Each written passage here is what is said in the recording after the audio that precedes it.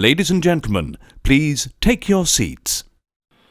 You know, boys and girls, I've always found it incredibly important that we learn as much as we possibly can about this incredible business that we call show.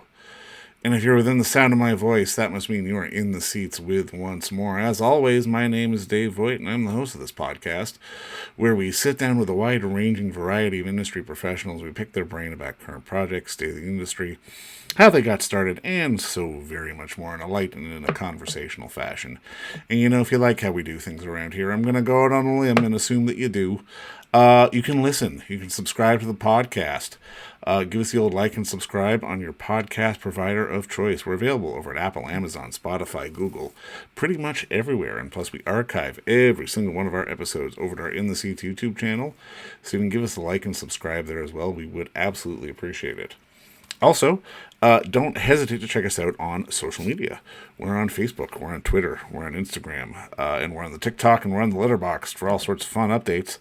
And finally, and I do dare say most importantly, please pay us a visit over at In the Seats, intheseats.ca for all the latest and greatest from the world of film, television, basically the moving image at large. Because, you know, if we love to watch it and write about it and talk about it, we love it when you come by and read about it and listen about it. So please, pay us a visit. On this episode, we got a fun one. We got a friend of the show, as I decided to, dive into, I guess, a little more behind the scenes when it comes to movie making, and really get some insight on sort of what it takes to be a producer and what is involved with raising money and finance and that kind of thing for a myriad of different projects. And we had the unique pleasure to sit down with a friend of the show, also happens to be a producer in and on his own accord.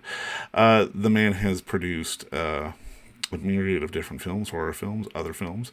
He currently works for Vortex Media in that very role, and we had the unique pleasure of sitting down and talking with him just about the nature of the business and how it's kind of evolved, and I mean how he's graduated from horror movies being covered in blood to now working on some Hallmark movies, which is really becoming a bit of an industry in and of itself here in Southern Ontario. We talked about Southern Ontario and just the film industry in general and how it's kind of evolving and changing from day to day. We had a fantastic talk, and quite honestly, I think you'll enjoy it. And like I said, if you have any interest in sort of the nature of the business and sort of the behind-the-scenes aspect, because, I mean, let's face it, there are people out there who do think that, you know, you can come up with your brilliant screenplay, but and then all of a sudden the movie gets made.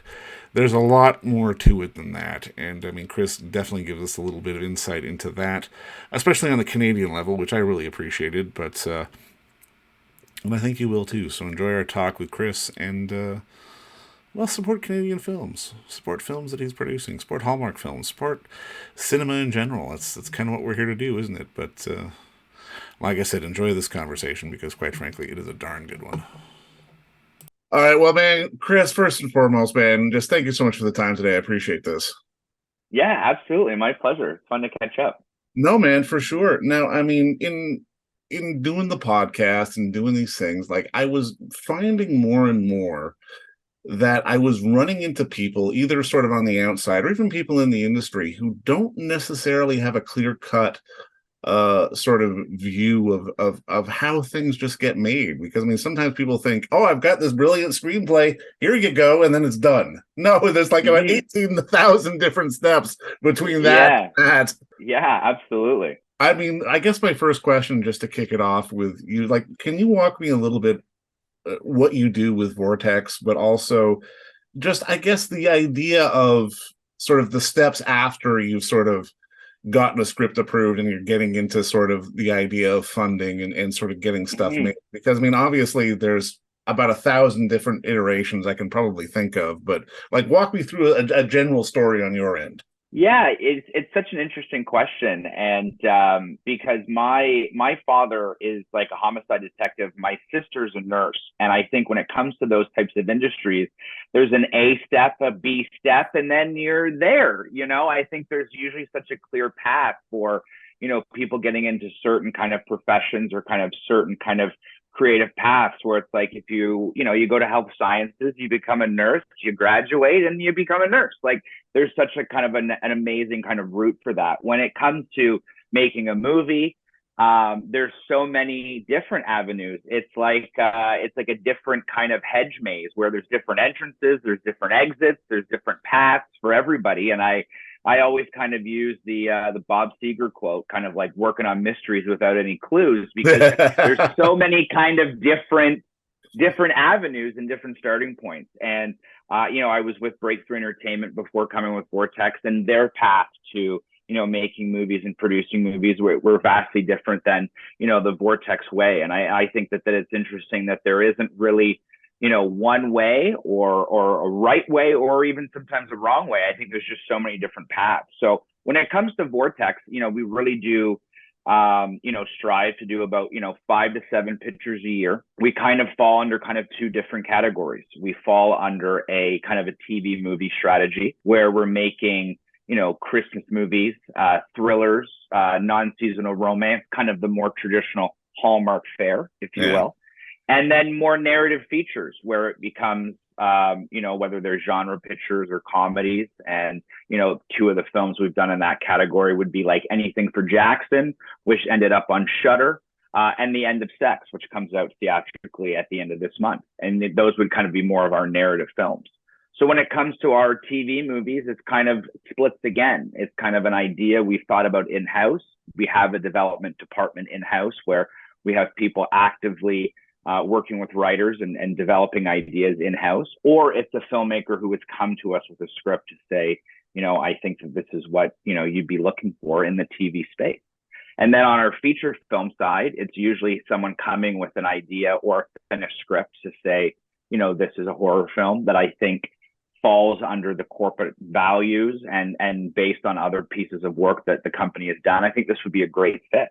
And then on top of that, we have the distribution arm that we distribute not only our films, but we distribute other people's films as well. So we operate in more of a boutique studio type of model where there's kind of different paths in, and all of that funnels to our distribution kind of hub. So, I mean, really, in many ways, like there's multiple ways to do it, because I mean, I can also imagine you would get the occasional pitch of someone going, hey, I've got a movie, it's shot, but I need money for post-production. Can you help? Of course. The finishing funds coming in, perhaps partnering and releasing the movie in Canada, with them and kind of coming in. So, that's a different avenue as well, that Vortex has explored as well. So there's so many kind of different avenues. I think that, the benefit of the size and kind of fluidity of Vortex is that if it feels good, if it feels right, we're probably able to make it. We kind of have this rhetoric of like, does it fit within our model? Does it feel producible at the scale that we could achieve this? And, if those boxes kind of all get checked, then it's like, well, then let's have a serious conversation of just, making this happen. And we've had films in development over the course of months, and we've had films come in and say, this feels like really ready. Like, can anyone start prep on Monday? Like, this feels great, So, it all depends on kind of, what's coming in when and how and what else we're making at the time, No, I but mean, I've got to imagine. It's fast paced. It's fun. It's weird, man, because I mean, this dovetails into something else I've been dying to ask you, because obviously you and I have known each other for a while, full disclosure. Mm-hmm. But when I see a guy who I know from producing independent horror movies, I've got to imagine that first day on a Hallmark set is probably a little different. It was, yeah. When I went right from doing horror to, kind of doing 2 back-to-back romance films. One was Grounded for Christmas. The other one was Learning to Love Again. And it was just like, it was really, a transitional period. I'm so used to making things, shooting at night for starters. A lot of horror movies, night shoots for months. Of course, yeah. A lot of the Christmas movies are just daytime. So the shooting hours and the structure of the film are usually totally different. But what I found going into it was, the genre fans are very, very passionate. They love Freddy. They love Jason. They love the actors that play Freddy and Jason. And the Hallmark fans are the same. They love the Hallmark fan fail. There's Hallmark conventions in the U.S., Christmas conventions where you can go meet the Christmas stars, and it mirrored a lot of the similar fanfare. So, getting into it, I met my fiance on that second movie, on Learning to Love Again. She was the lead actress in it, so we met on that set. And I remember saying to her on day one, being like, on week one, this is a very unique time for me because this is the first time that I've produced a film where nobody dies. Everybody lives till the end, and it's the first, and it's just nice. Like, everybody lives, and this is a real first, And that was a Thanksgiving type movie, and I remember just being like, "There's no blood, there's no murder. It's just like a nice, sweet movie." So it was quite the jump.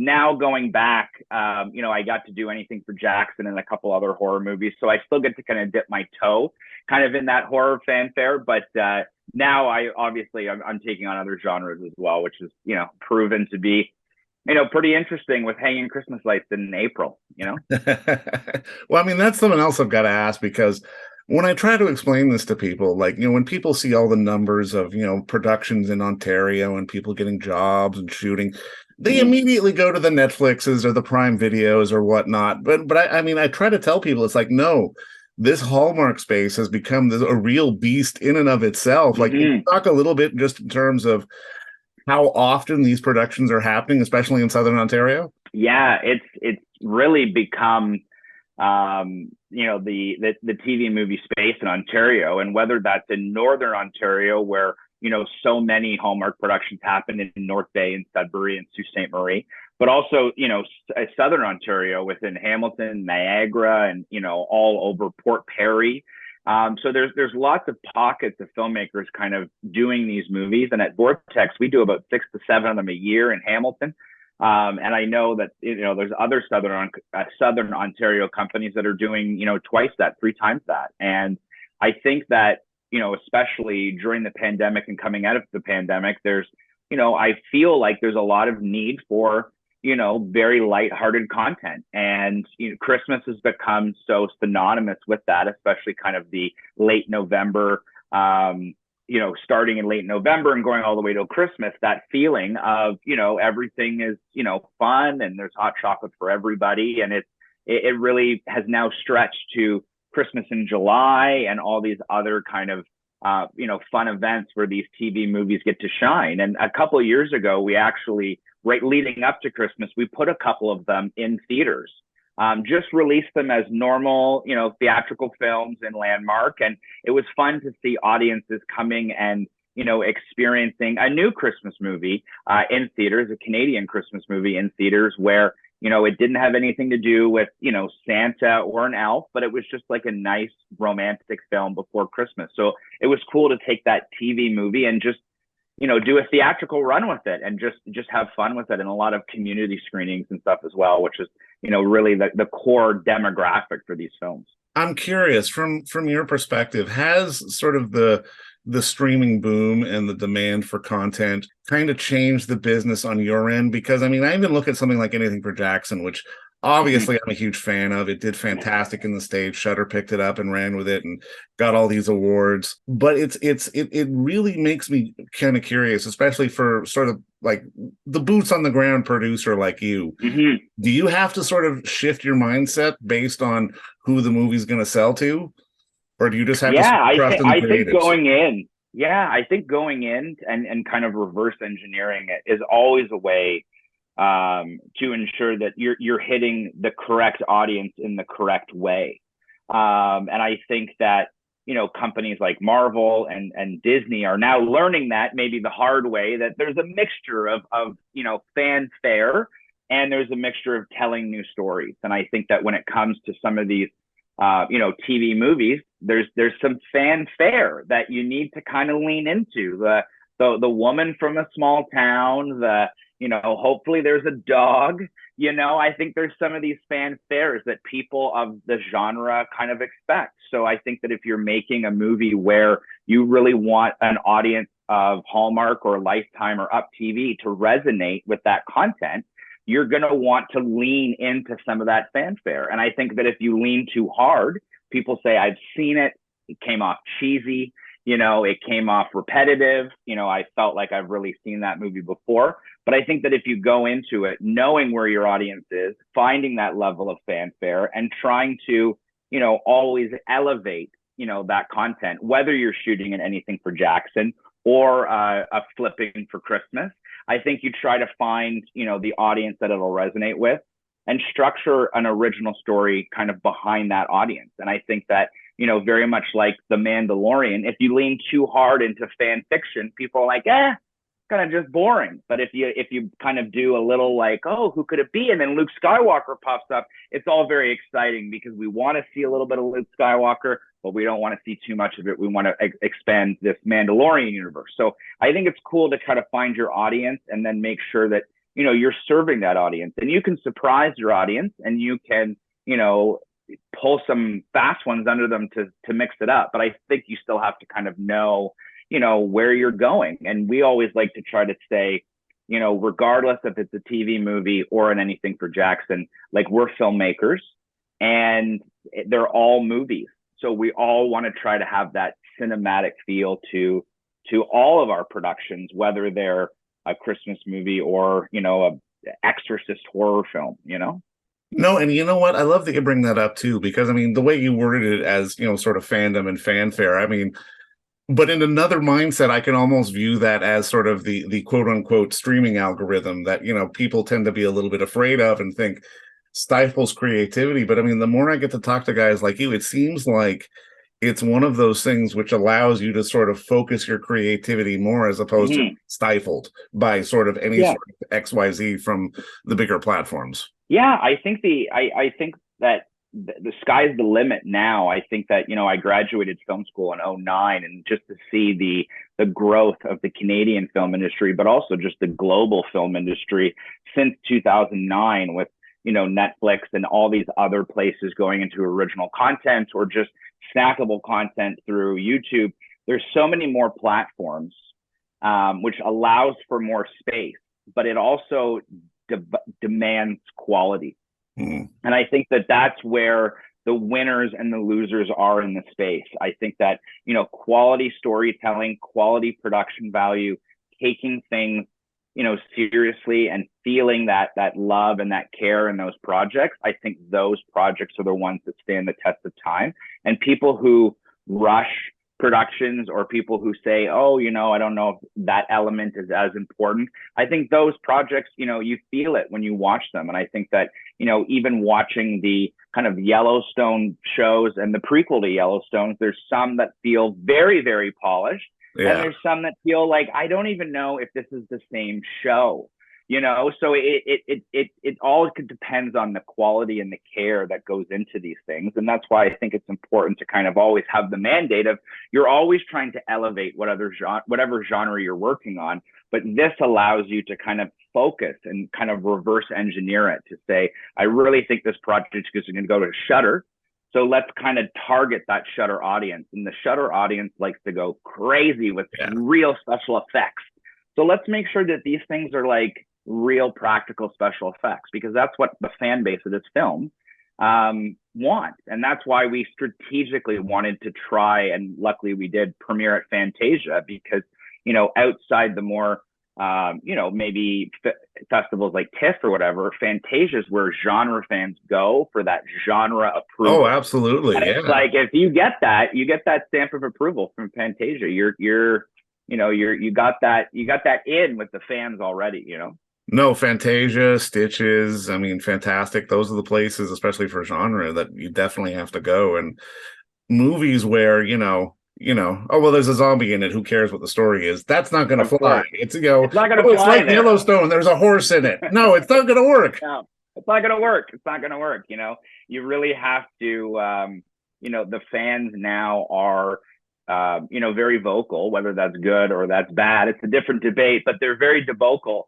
on what, they're hoping from genres, whether that's the Hallmark genre or the horror genre, and a lot of our films, you see people tweeting along and or messaging during the films, very interactively sharing their thoughts of these movies. And it's so interesting to see so many people resonate so quickly. And now you can get such, real feedback, or, maybe just a bunch of internet trolls, who knows? But at least you always get something out of it, Yeah, no such thing as bad press. No, absolutely correct. Yeah, absolutely. And I mean, this dovetails into something else that I've been kind of curious to ask. And I mean, you would have a unique perspective on this. And I mean, I'm probably a little jaded and biased just because, I mean, I've been in the middle of it and I've seen it.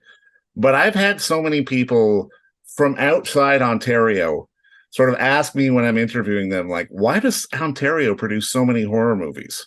Mm-hmm. Is it the Canadian winters, or like why do we seem to be birthing a lot of independent horror over the past maybe 10 years? Yeah, I really feel like it goes back longer than 10. And I think that I'm not sure the origins of it, but going back to so many Canadian classics, all the way back to like Black Christmas and Prom Night 2, and The Fly, and this kind of really groundbreaking genre filmmaking has come out of, Ontario. And there's so many of these, very prolific filmmakers, or even just indie fringe filmmakers that have really, spoken in an interesting voice from Ontario. And I think it's maybe the four seasons, the mixture of, every element, but I think that especially I find, Canadian body horror is especially, been very interesting and had such an evolution. But it's been fascinating to kind of be a part of that for a blip in producing so many back-to-back kind of indie genre films, and being able to go to Stitches and being able to go to Fantasia, and meeting so many other people who have produced, movies. And just the Canadian film scene alone is very strong. And I think that it's become this very kind of Hollywood of the North, but it's now really kind of lived up to that name. And when you get filmmakers coming up here that aren't Canadian to shoot horror movies like Del Toro and, all these other, it's an inspiring genre mix in Ontario. And I think that you get people who have a lot of very cool, creative ideas, and you mix that all together in a room, and you get a lot of fun movies that have been produced in Canada. No, you know what? I had never thought of it like that, but you're right. But there is this groundswell that came out of the Bob Clarks and the David Cronenbergs and doing what they do, which has spawned off into so many fascinating different directions. You're absolutely right. Mm-hmm. Now, it's fun genre, to work in, and I think that it's provided a great landscape to tell a lot of very interesting Canadian stories, and even, new Canadian horror is always coming out with Infinity Pool and things like that. So it's been very interesting to see kind of the consistent evolution of Ontarian horror, But conversely, you got used to not having to drag a big bucket of fake blood onto set when you first time on your Hallmark movie. Well, yeah, it was definitely a first. It was nice to wrap a movie without being covered in slime or blood or goo or something like that, So that was nice. Now it's all just fake snow, Now, I mean, I'm kind of curious, just to start putting a bow on this. How do you think the independent production, like with stuff that you do and stuff that so many other companies are doing, especially in our area, is starting to evolve? Because even when I look at sort of, the Canadian Screen Week obviously is going on, and I see all the different nominees, and I mean, I get people talking to me about web series, which before I would kind of ignore, but now I'm like, damn, there's some really dynamic stuff going on there. Like, how is the space evolving to help? I mean, I guess storytellers get paid is probably the best way to look at it. Yeah, I think that there's been, this kind of peaks and valleys with the Canadian funding system. And I think that, right now with different tax credits and regional tax kind of incentives, and just the demand and the spotlight that's currently on Canadian cinema and Canadian media, I should probably say now, including web shows and all this other amazing things that are now going on. But there's such a spotlight on Canada. And I think it's a mixture that has come in from a lot of those service films, a lot of those high profile movies shooting here, and showcasing that we have, real talent, not just on screen, but off screen and behind the camera, that we have crews and facilities and locations and an infrastructure in the province that can support large productions, and that can also allow for smaller productions to kind of grow and evolve. And it's been amazing to start when I did, and to see a real birth of different filmmakers. I did one of my first features ever I did was with Jesse Cook.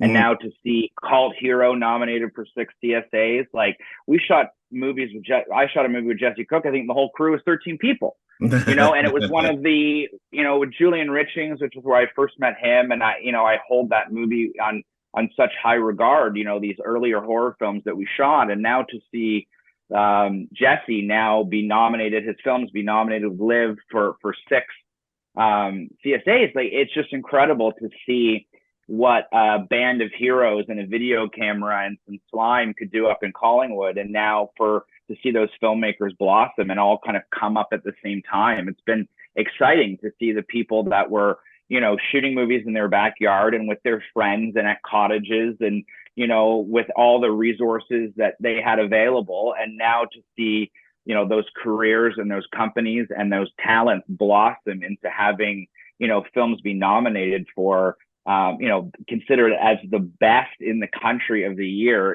It's a real achievement what Jesse and Liv and that whole team did. And I think that it's been so interesting to see how dedicated Canadian filmmakers are, and that if you just start somewhere, anywhere, whether that's an alien movie in the back roads of Owen Sound, you got to start somewhere and laying the track for some of these careers to blossom. And if people stick with it and the consistency that, like Jesse and Liv have had, that equals success and growth. And it's been awesome to see so many different filmmakers throw their hat in the ring and say, I'm making a movie. It's 60 grand and we're doing it and let's go. And to see so many people from Ontario kind of level up every couple of years, and to see them expand, starting on, self-financed films or films with their friends, and then to grow and get these, amazing nominations, or to grow and start to direct television or to produce movies on a higher level. It's been awesome to see the growth. And I think that Ontario's film scene is super supportive. Maybe it's just the Canadian in us. We just want to see everybody succeed. Maybe that's part of it. But I think it's a very supporting stew of all these different filmmakers and different voices that have now kind of come together and kind of supported each other. And it's been nice to see, areas like London and Kingston kind of get on board and rally behind, like, we want film too. Wouldn't that be awesome? Wouldn't that be great to have a sustainable, film scene here? And I think it's part of the conversation now at a government level, and part of the conversation at a city level, that, film is here to stay. And there's ways for artists from around the world to come either tell their stories here or, develop those Canadian voices and produce those projects here. So I think it's an exciting time to be, Canadian filmmaker, or just even work in the Canadian film industry. It's always evolving. There's always these new things happening.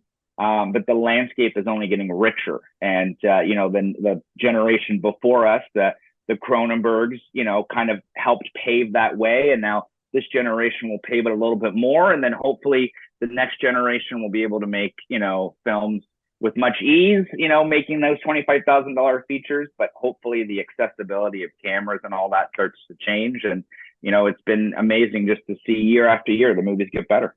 And I mean, I'm so glad you brought up Kingston too, because I mean, that's the last time you and I saw each other in person, very fleetingly.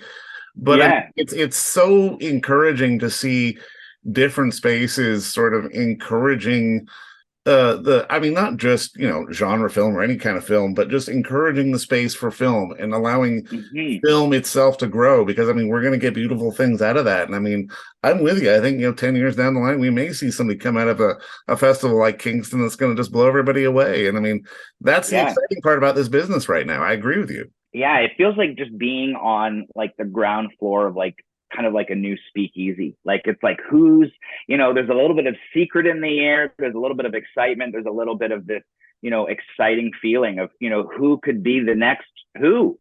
And so everyone's just been supportive and nice. And is Kingston the new hub? Is it London? Is it North Bay?